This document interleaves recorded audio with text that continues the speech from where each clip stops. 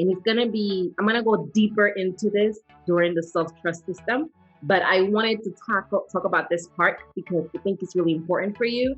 And you can begin to implement this right now. And it really gets at the heart of conversations I had last week. Like in the last 7 days, I've spoken to at least 5 of my clients, and y'all all been going through the same thing. So I'm like, let's address this from head on so that we can have a tool that we can lean into and coach ourselves real time. Because what I want you to learn from working with me more than anything is to be self-sufficient, is to have full autonomy over yourself at all times.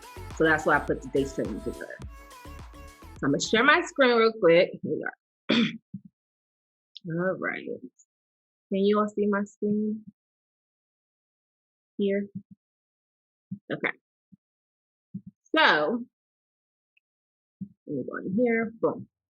So today I wanted to focus on talking about the path from resistance to execution.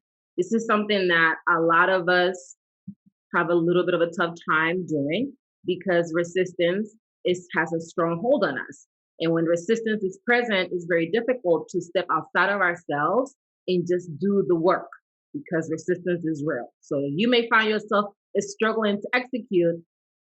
Chances are that's because of the resistance. So the first thing that you have to understand is that the more you trust yourself, the more consistent, intuitive action you're going to take. Because the reality is that we are all consistent.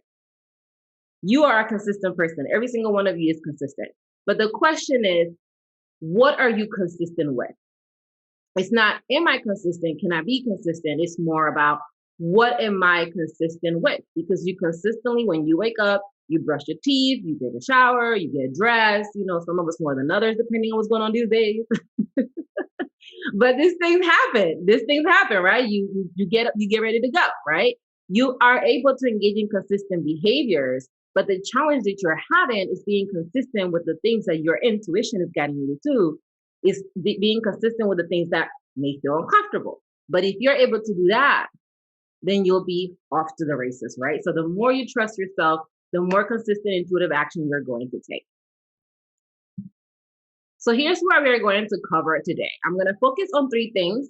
The first is going to be the root of inaction. We're going to really get at inaction because this is something that is plaguing a lot of us. A lot of us are looking to have our businesses, and we are looking to just build this life vision for ourselves. Inaction is the thing that keeps us on the couch, and if we're able to work through those things, then we'll be able to get to the next level where we want to do that. I have a graphic for you to show you a little bit about what happens, how does inaction move. When you think about inaction, there are 3 elements to inaction. The first element is self-doubt. Because when you doubt yourself, you have difficulty taking action. You have difficulty trusting yourself. So the more doubt you have, the more your time you are spending questioning what's happening, questioning if this is the right thing or the wrong thing. And as a byproduct of that, all that time you're thinking, guess what you're not doing? Every time you're thinking, you're not acting. Every time you spend thinking, you're not taking action, right? So because when you're thinking, you're not taking action, anytime you've navigated, you're spending in the self-doubt territory, that's time that you're not taking action because you can only do one thing at a time. Then on the other side, you have lack of self-discipline. If you lack self-discipline, then you're going to struggle a lot with taking action because when you lack in self-discipline, it's going to be difficult to get yourself to take action when you don't want to take action, when you rather do something else. So when you bring those 2 things together, when you bring lack of self-discipline and self-doubt together, you have consistent inaction. So if you're constantly struggling with not taking action, it's because either A, you have an element of the self-doubt present, or you don't have the discipline to take action when you don't feel like it. Does that make sense? Yeah, and they feed up at each other. So you're correct, Tiffany. They do feed up at each other. If you're constantly doubting yourself and your ability to do something, then that's going to continue to become a self-fulfilling prophecy, where what you think is going to happen is what ends up happening because you don't move beyond the discomfort of making it happen because you're thinking about it the entire time. So he ends up adding into a loop where you think that you're doubting if this is the right decision, and now because you're doubting, you're not taking action. And when you don't take action, you don't build your self discipline, because to build your self discipline, you have to take action. It's just how that works. Now, I want to bring this back to the self trust system, because I'm going to be teaching more about this when I'm talking about the self trust system. But what I just talked to you about right now, the mindset, all of that goes into your self trust, your responsive roadmap. I talked about when we look at self trust, we can be either responsive or we can be reactive. Responsive when we're constantly are thinking about how can I move this in a way that helps me achieve my goals, or we can be reactive where we're just kind of taking action out of habit without taking time to think about, is this taking me towards my goals or is it not? So what I just talked to you about, when we get into the autonomy amplifier guide, that's here on the responsive roadmap.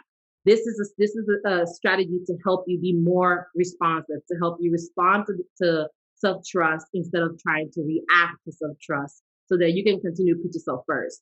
The way I'm teaching you to do this is so that you are calm, that you are courageous, and you're not overwhelmed or paralyzed by fear. That's different than what some other people may be teaching.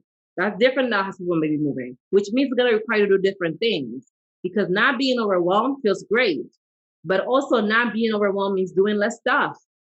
And doing less stuff doesn't always feel great. So it's kind of like this double-sided sword, right? Where you're learning to be good, to feel at peace with doing things in the way that feels at peace to you. Because a lot of times what feels at peace to us, it feels foreign, it feels wrong. The things that feel at peace to me today, they feel so wrong when I started my business. They feel so wrong. I feel like I need to be doing it. I'm resting. What? I don't have no time to rest. I don't got no clients. Nobody paying these bills. One minute I'm resting. These are the things that we need to be mindful of. So this is where it fits in the self trust system. It fits in the responsive roadmap. And it's very important that we understand that, because that's where the grace is going. That's how we go to give ourselves grace, right? When we're not responsive, when we just react to our habits, is when we give ourselves that compassion and that kindness, and it all works together. So you want to bring your attention to your thoughts. You want to bring your attention to what are you thinking, especially when you are being really creative about not taking action, because that's usually when most of this goes down. Does that make sense, ladies?